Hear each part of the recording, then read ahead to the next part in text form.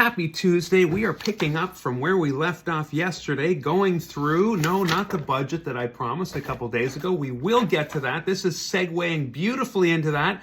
And I don't know about you, but I got my property tax bill from the province yesterday. How does that work? You know, I'm starting to realize all the things that I've never really thought deeply about, like, you know, when you pay your property tax bill, who does that go to? Does it go directly to the municipality? Does it go to the province and then get remitted back? And just all the inner workings of what's going on, and bylaws and approval processes and things like that, and the entities and the bodies and the corporations and all the things. So I hope some of this is helpful for you. We are picking up today with what just was released by UMNB and the Francophonie counterpart, and then the New Brunswick Administrators Association of Municipal Administrators, with a guide that they came out. It is for candidates, so if you are considering running, this is definitely for you.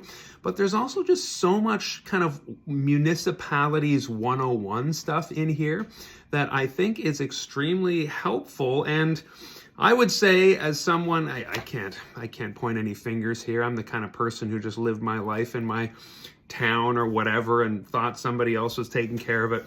Really, it's come down to the fact that I don't think someone else is just going to take care of it, whatever it is, when it comes to public service. And that is why I am running. I've talked about my motivations for offering to be mayor in other videos. But I really wanted to continue on today. Yesterday we talked about this page here, page 5, Why Run for Office. And this is going to lead to us discussing a really important body or entity in our community called the Regional Service Commission. Okay, so that's where we're going. I'm going to watch the clock here today because there's no way really that I can cover all this in one video. It's probably going to be a two-parter, but the Regional Service Commission is so important for service delivery of essential services in our municipality. And if you're wondering, what the heck is that? I thought the municipality delivered services, right? Yes, the municipality delivers a lot of services, but way back in 2012, it was determined by the province that there was a better model in terms of municipalities across the province replicating or duplicating essential services. There wasn't regulation, there wasn't really oversight, kind of like what we talked about with the Local Governance Commission, which, hey, that just came into effect last year, 2024, really. And so we see the province kind of, I don't know, growing up in a way and forming these bodies that provide essential service and oversight and service delivery and things like that. So this is some fun facts that are really important for everyone to know, I think.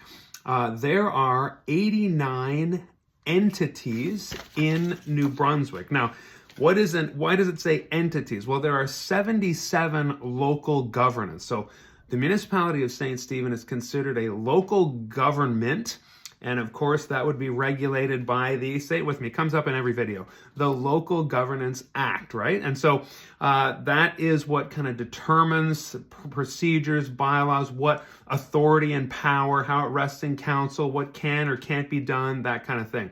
So there's 77 of those, and then there's also 12 rural districts. Now, we don't need to go into that rabbit hole because we're talking all things Municipal District of St. Stephen here. We are not a rural district. We are a municipality, but of course we are adjacent to a rural district, and there are local service districts. All right, I'm not going to take I promised I wouldn't go down those rabbit holes. But municipalities are technically cities, towns, and villages. Local governments are municipalities, rural communities, and regional municipalities, okay? And those are slightly different animals. But there are 12. So here's I said there's 89 entities. There's 77 local governments. That's because there are 12 rural districts. And it says here that rural districts are not local governments per se. They are advisory committees that are elected and provide advice to the minister of the local government for how services get delivered there. Again, we don't need to concern ourselves with that. right now. Hello to my friends who live in a rural district, but we are Municipal District of St. Stephen. Now, there are next, because there's three things on this page. So you've got your entities, your governments. Then you've got what it says here is 12 regional service commissions. Now, this got me into a rabbit hole because there's a helpful link here, and I'm linking to this whole document in the description, but there's a link in the document that says all local governments and rural districts are part of the province's 12 regional service commissions. And then there's a link that says these commissions were created and they're governed by the Regional Service Delivery Act. So, you know me by now. What did I do? I went and I downloaded and printed out for myself. I need to hold things, and I'm a pencil guy. I'm always marking stuff up. So this is my idea of a good time, friends. It's sitting in an easy chair with something like this and just and reading it, just savoring the legislation. I actually enjoy that. Maybe I have a problem. If you have the same problem, then let's report and be accountable to each other. So this is the Regional Service Delivery Act, and reading this gave me a real deeper understanding into the service commissions. And of course, we are part of a regional service commission, and we are part of the Southwest New Brunswick Regional Service Commission. Now, it is important for you to understand what that is, and there's a nice summary here. But like I said, this came into effect in 2012 when the province said, I think it's time for municipalities. I'm obviously paraphrasing on behalf of the province here. It is time for the municipalities to have services that they can share, that can be distributed across. So originally, and here's an example, originally planning, in terms of community planning, and there's something called the Community Planning Act. Didn't print that one out, it's much longer. And that really gets into the weeds of community planning, zoning, and things like that. It's different than the Local Governance Act. There's important things in there that councillors and mayors should really dig into. So, hey, maybe that's coming, but I don't want these to be like watching paint dry for you. If you're in that role, you'll need to dig in, and I will be in an easy chair reading that at some point, I'm sure. But this is the kind of thing where the service commissions depend on the expertise of those full-time staff that work for the Regional Service Commission. There are planners in there and directors of other industries that the province is interested in making sure that every municipality has access to and is availing itself to. So it started with just waste disposal, really. If you had every single municipality trying to figure out how to dispose of its waste, that's why I said this was a really good example, then, you would have a lot of duplication. You'd have some doing it well, some not so well. You'd have, 77 different landfills. It would just be a bit chaotic. It would not be ideal at all. So that is one really tangible example of how in 2012, the development of a regional service commissions across the province would say, for example, what if municipalities shared the cost and the planning resources of disposing of waste. And so if you're not aware, in our service commission, there is something called the Hemlock Knoll Waste Disposal Facility. If you drive from St. Stephen on the way to Fredericton, you will pass it in about half an hour from now. And when you have municipalities sharing the load, for lack of a better word, of waste disposal, then you can have really state-of-the-art facilities using best practices and making sure that we're containing pollution and things like that. So I can get more into that, but that is an example of something that regional service commissions were tackling right up front, as well as I said, planning. If every single municipality needed to hire a planner that was in line with the Community Planning Act, well, again, you'd see duplication, you'd see higher costs, you'd see municipalities cutting costs in other ways. And so this was a way of really sharing that resource. Now, as I was reading the Act, you will see, if you decide to read this as well, it really gets into it quickly what the mandate is for the Planning Commission. And you know, when you see a date like this that I've circled in an act like this, it says 2021. You know, this act actually, the date on the front is 2012. So you will see updates, you'll see amendments in front of certain sections. Like, so the mandate, when you see a date like that, you know that there was an amendment. So it went from regional service commissions overseeing mostly just planning and waste disposal as a way of solving those really crucial services for municipalities.